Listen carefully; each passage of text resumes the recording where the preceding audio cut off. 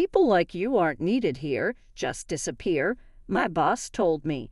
Mary always had something nasty to say whenever we crossed paths.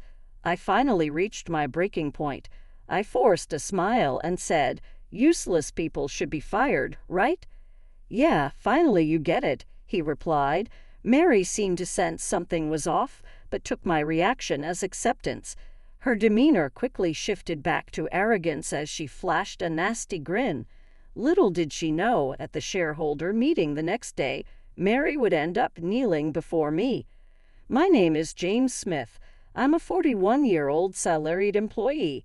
I grew up comfortably, but everything changed when my father passed away from a stroke just before I graduated high school.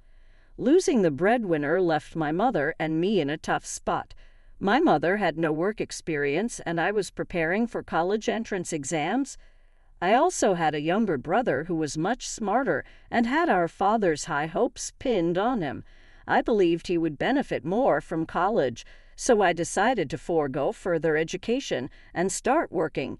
I took a part-time job nearby, and after a few years, I became a full-time employee.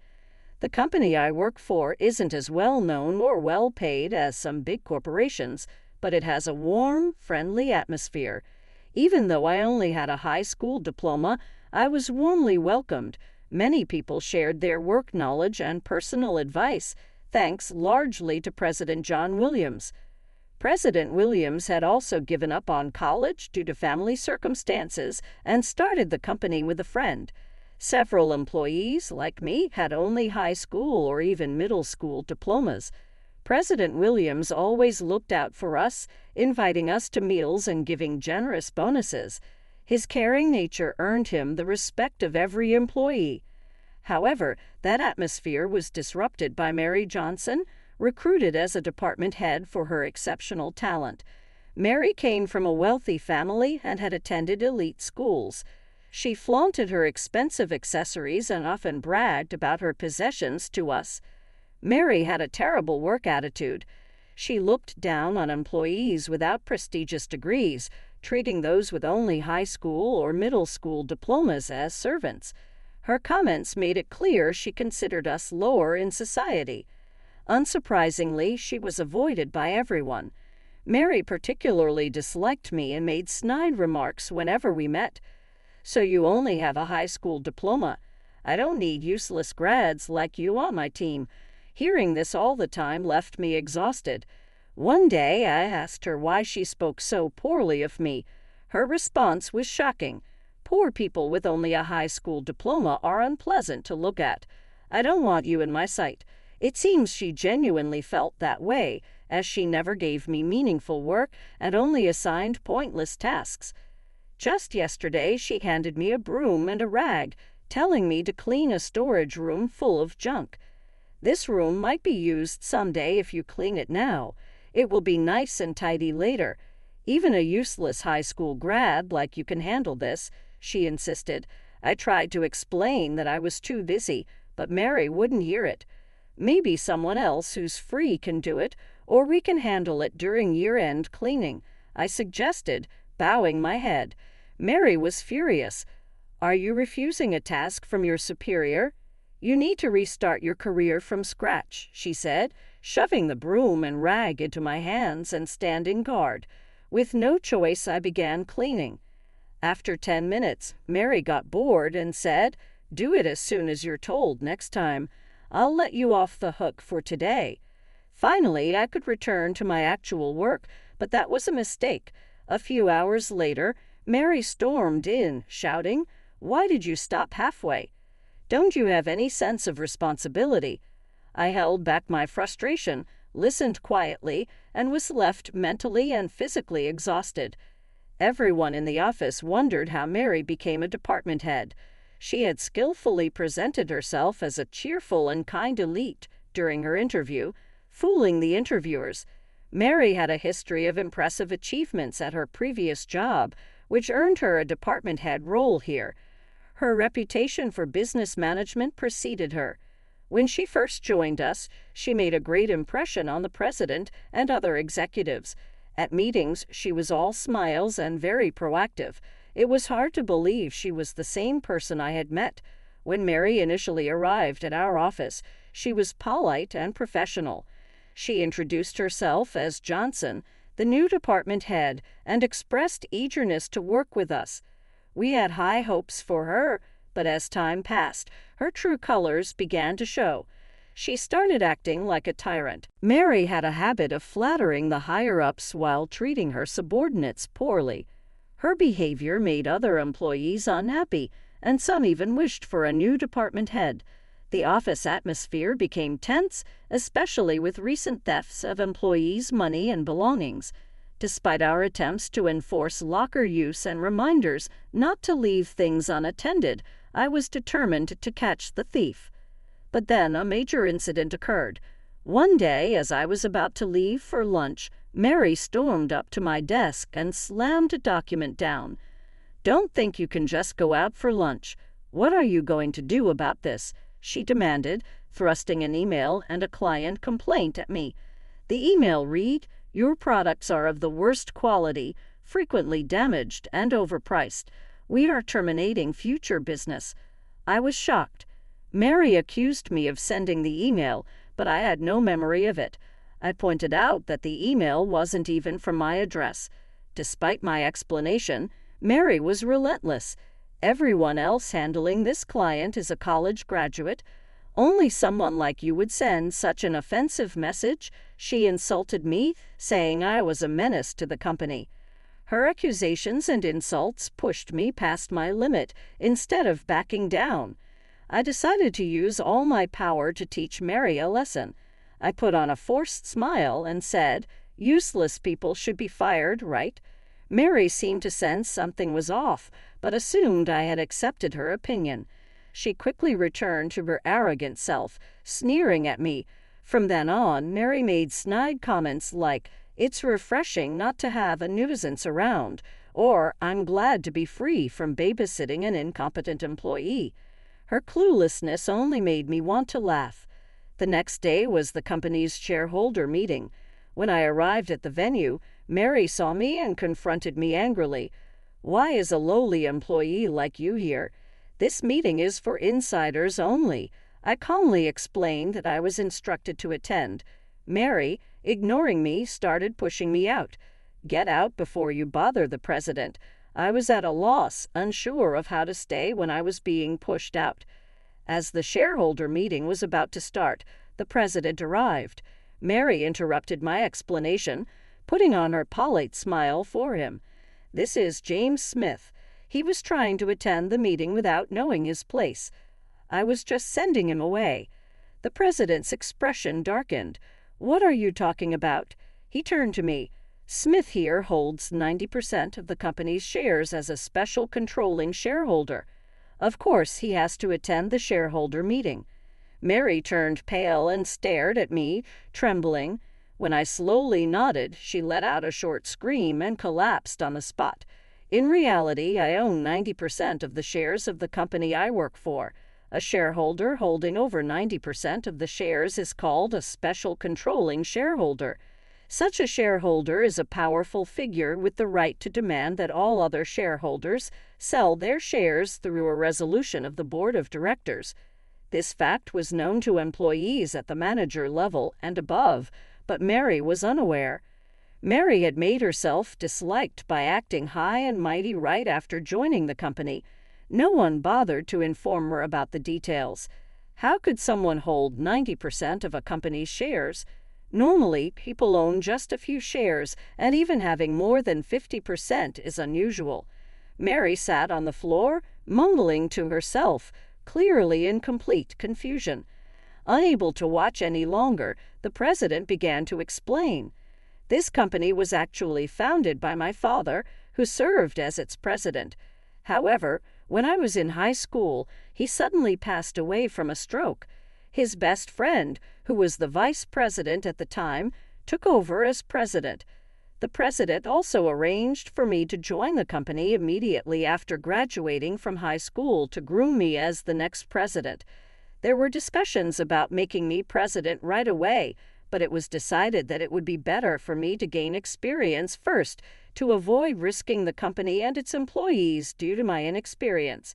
So I inherited 90% of the company shares from my father and worked on the ground while learning management skills from the president.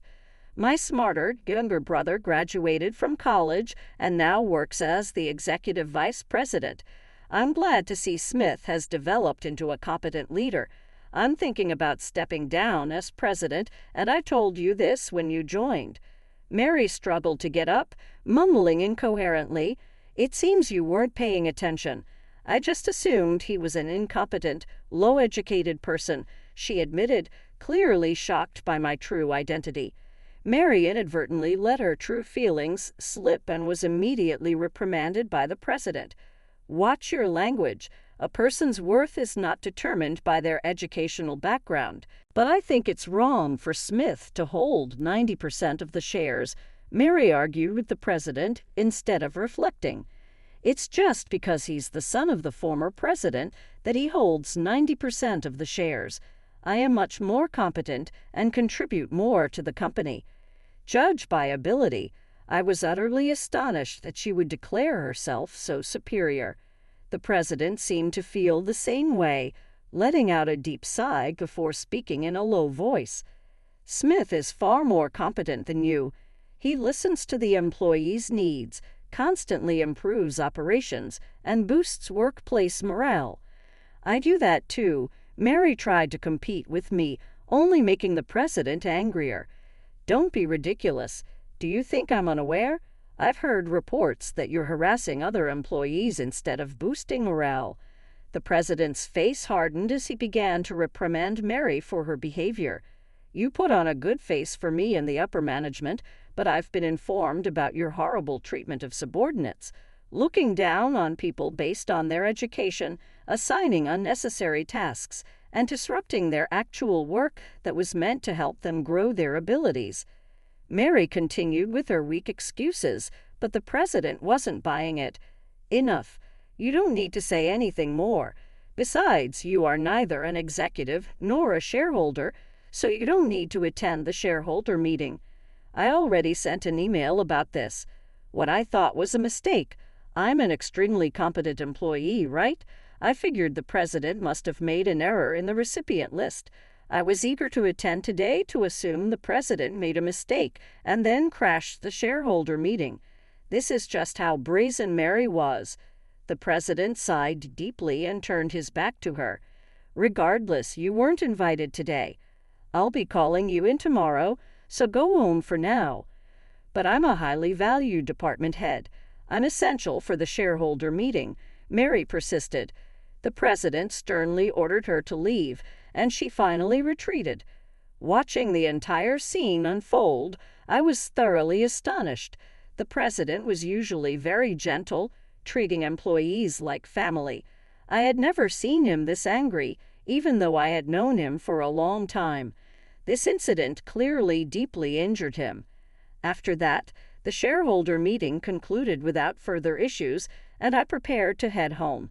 It had been a hectic day with Mary's interruption and the president's anger, so I planned to relax once I got home. I had no idea another incident was waiting for me. As I left the venue and headed toward the taxi stand, I heard hurried footsteps behind me. I turned to see Mary sprinting toward me. She quickly caught up and stood in front of me, blocking my way. Breathing heavily but grinning, she said, "Oh good, I made it in time." "Why are you here?" "I thought you had left already," I said, puzzled. Could she have been waiting outside until the shareholder meeting was over? Mary ignored my suspicious look and started talking with a creepy smile plastered on her face. The president said he would call me in tomorrow, but I have a bad feeling about it. I thought I'd ask a favor from you, Mr. Smith. A favor. I had a bad feeling about this, and my face must have shown it. Mary suddenly bowed deeply. I'm sorry for everything I've said and done. I'm apologizing, so could you please say some nice things about me to the president? You're not apologizing because you feel bad. You just want to escape blame. I firmly rejected her and tried to leave. But Mary spread her arms wide, blocking my way. She kept bowing repeatedly while holding her arms up like in a bizarre dance, attracting a lot of attention. Unfortunately, it was a busy street, and the stares from passers-by were painfully obvious. When children started giggling at her, Mary finally seemed to realize how embarrassing she looked. "Anyway, make sure to support me tomorrow. I'm your boss, remember." Shouting this, Mary ran off as fast as she had come. She tripped spectacularly, drawing even more attention, but I pretended not to notice and quietly left. The next day, when I arrived at work, Mary, with her leg wrapped in a bandage, approached me. "I hurt myself after I fell yesterday. I scraped my leg and got bruises. It was awful." "Is that so?" "What a misfortune," I responded coldly. If it had been anyone else, I would have shown concern, but considering everything she had done to me, I felt no sympathy. "More importantly, doesn't the president have something important to discuss with you?" Mary said. I was told to go to the president's office as soon as I arrived. Since I was also summoned by the president, I reluctantly accompanied Mary. She kept complaining about her foot pain and insisted on walking slowly, which was really annoying. Throughout this, she never apologized to me. I felt justified in not forgiving her. As I knocked on the president's door and entered, we were met with the president's sternest expression yet. The moment she saw the president, Mary straightened up as if she had never been complaining about her pain. "Good morning, Mr. President. What can I do for you today?" If someone hadn't witnessed yesterday's argument, they might think she was a polite woman. But the president wasn't fooled and looked at her with a cold stare. "It's too late to try and fix your attitude. Your punishment has already been decided." "Punishment? What do you mean by punishment?" Mary turned pale, but the president continued without hesitation. "You are being dismissed for misconduct. We no longer need you at this company." "You mean I'm fired?" "This punishment is too harsh." Mary tried to approach the president, but stumbled due to the pain and her injured leg. The president remained unfazed and calmly continued his explanation. "As for the reasons for your dismissal, first is your harassment of subordinates." "I haven't harassed anyone. I'd admit I'd been strict, but it was to train my subordinates."